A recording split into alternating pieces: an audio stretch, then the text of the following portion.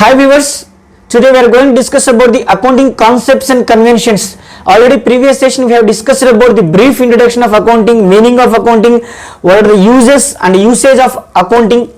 These are all points we have discussed in the previous session.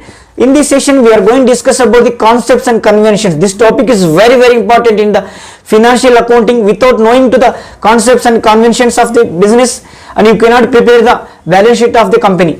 So without wasting of time, let's get into the video. First accounting concept is business entity concept. According to this concept, business and the owners are separate distinct legal entities. The transactions of the business is only to be recorded in the books of accounts.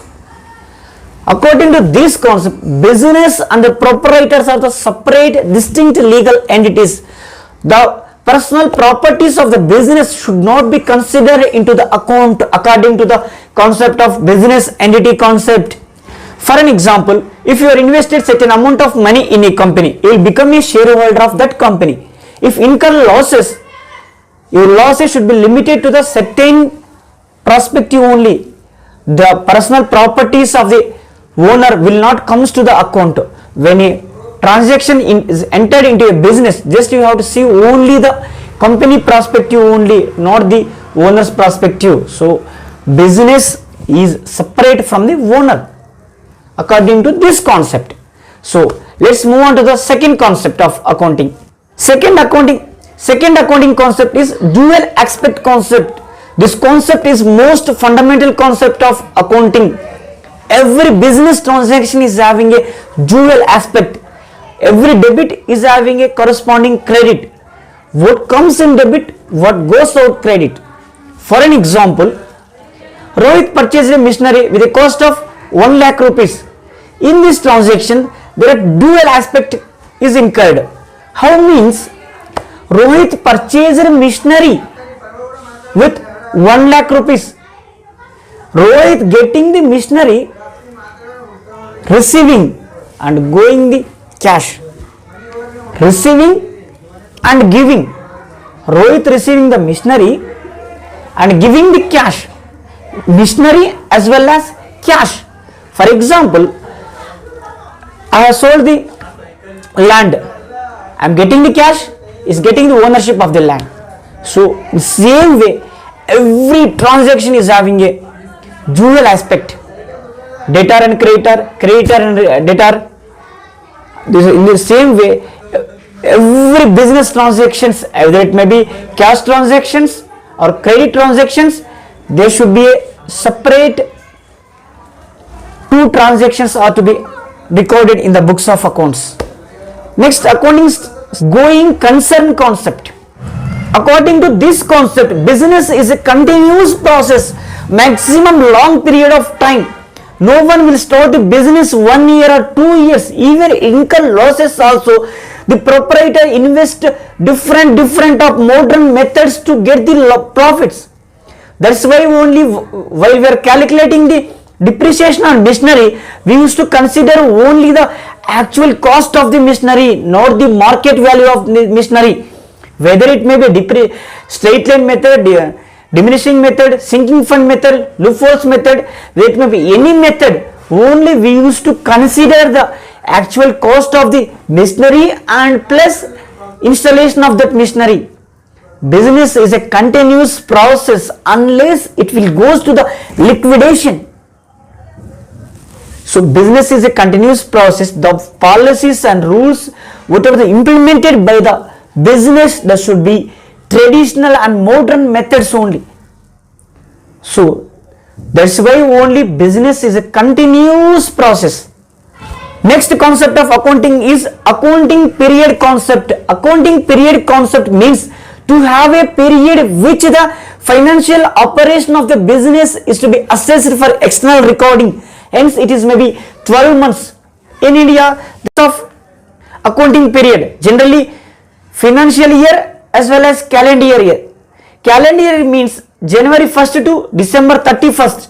Financial year means April 1st to March 31st. Generally maximum companies used to follow the financial year only. That is only the prospect of maybe they can follow the financial year, they may follow the accounting year. and the incorporation of the business is separate from the accounting period concepts, maybe financial year, maybe calendar year, but incorporation of the company is different according to this concept. Maybe a 12 months starting from April 1st or maybe a January 1st. Maximum companies they used to follow only financial year only. In the previous concept, we have discussed the business is a continuous process. So, in the continuous process, what are the profits and losses is to be incurred by the business that has to be assessed at a particular intervals. So, for that purpose only, we need the accounting period concept. Next concept is money measurement concept. According to this concept, the transactions which can be measured and expressed in terms of money, those transactions is only to be recorded in the money measurement concept. The transactions which cannot be expressed in the form of money, the transactions will not be considered into the books of accounts according to this concept.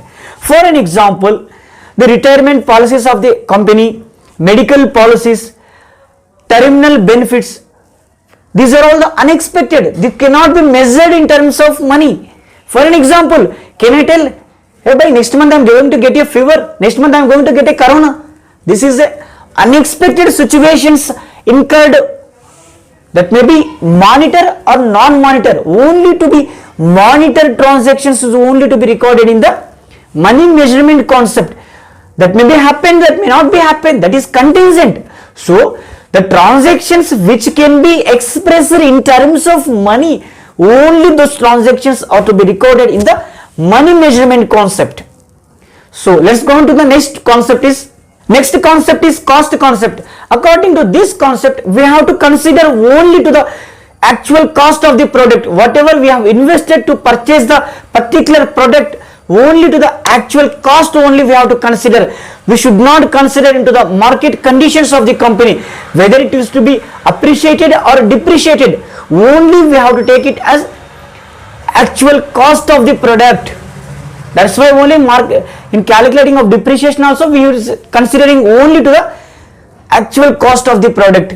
The main objective of this concept is only to consider only the cost of the product, should not take market value of the position of the asset. Next accounting concept is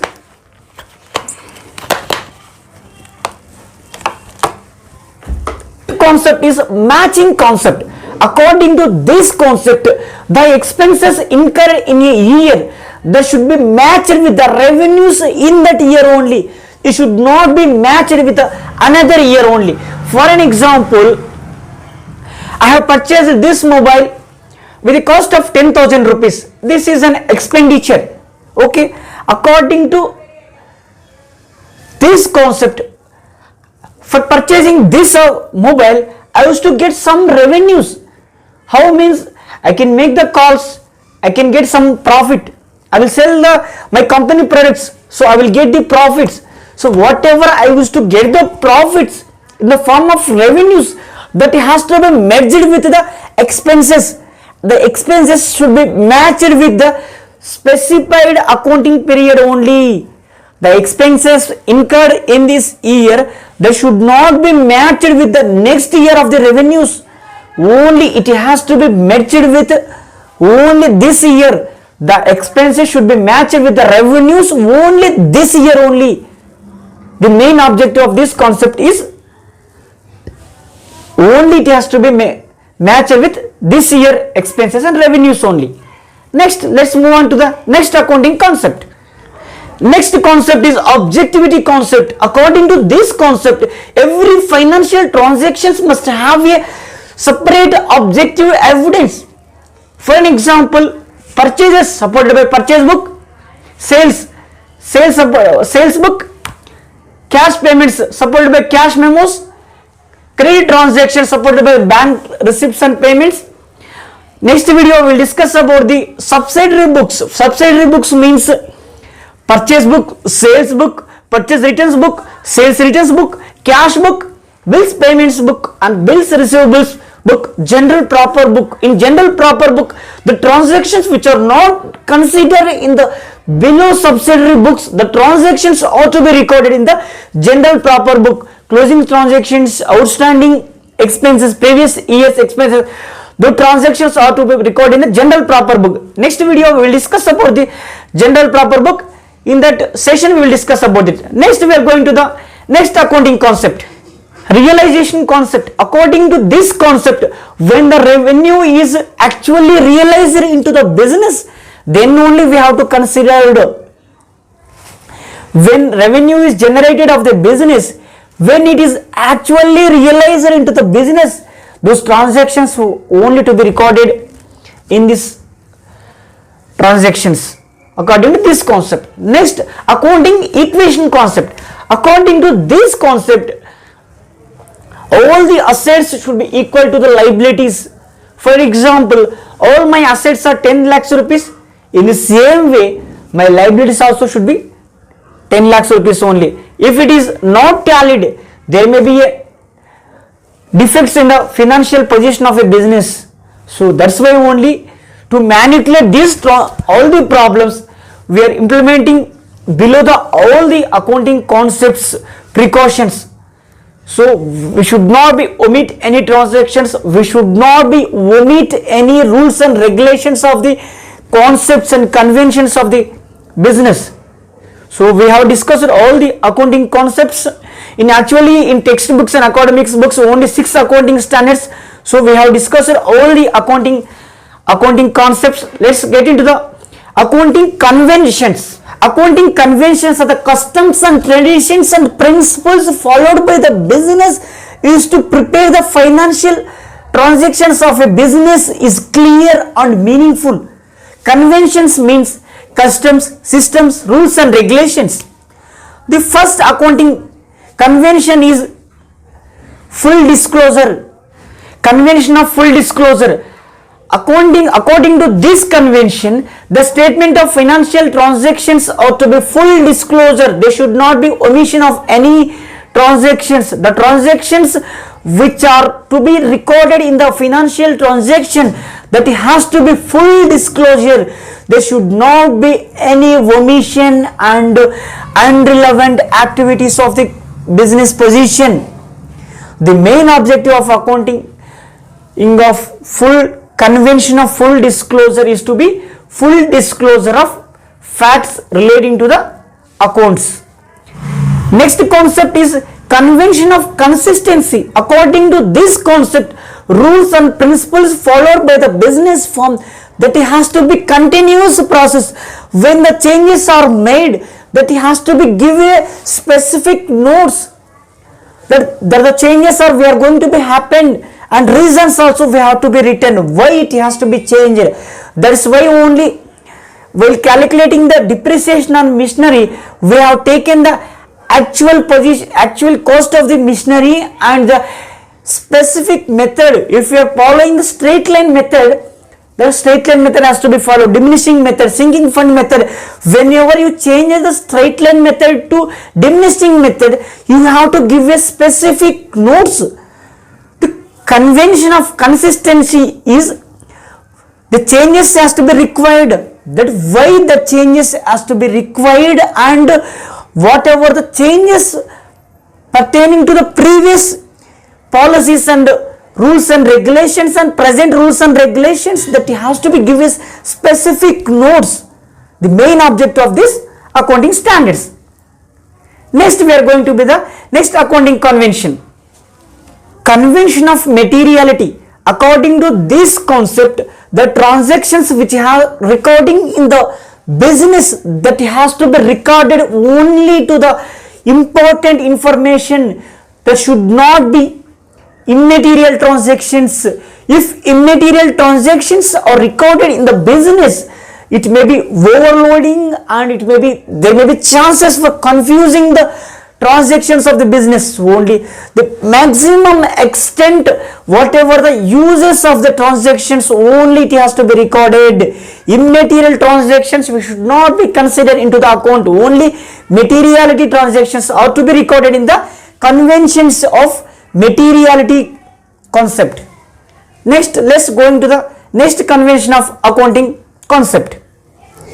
Convention of conservatism. According to this concept, as per this convention, the anticipated profit should be ignored, but all the anticipated losses should be considered into the books of accounts as per the entity. For an example, the outstanding expenses, the expenses has to be recovered only this year only. Receivable and incomes that has to be received only this year only. The outstanding expenses should not be recorded into the next year. Receivable income that should not be received in the next year. That has to be recorded only a present accounting period only. That should not be considered into account next year. So we have discussed about the accounting concepts and conventions with the full details. Next section we will discuss about the subsidiary books, what are the principles of accounting. The next section, how to calculate the balance sheet of a firm and partnership, banking and company, even insurance also we will discuss about the how to prepare the balance sheet also. The next sessions we will discuss about the different topics. Okay, thank you all.